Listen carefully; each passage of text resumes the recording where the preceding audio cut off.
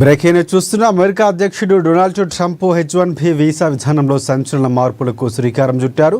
అమెరికన్లకే ఉద్యోగాలు దక్కాలనే లక్ష్యంతో కొత్తగా జారీ చేసే H-1B వీసాలపై భారీగా ఫీజు విధించే కీలక ప్రకటనపై ఆయన సంతకం చేశారు.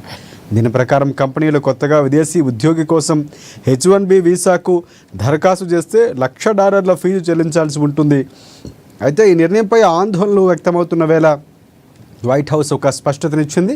ఈ ఫీజు కేవలం కొత్తగా H-1B వీసా కోసం దరఖాస్తు చేసుకున్న వారికి మాత్రమే వర్తిస్తుందని, ఇప్పటికే వీసా కలిగి ఉన్నవారికి లేదా రెన్యువల్ చేసుకున్న వారికి ఇది వర్తించదని ఒక అధికారి మీడియాకు వైట్ హౌస్ ద్వారా తెలిపారు. ఇది ఒక్కసారి మాత్రమే చెల్లించాల్సిన ఫీజు అని, రాబోయే లాటరీ సైకిల్ నుంచి అమల్లోకి వస్తుందని కూడా ఆయన వివరించారు.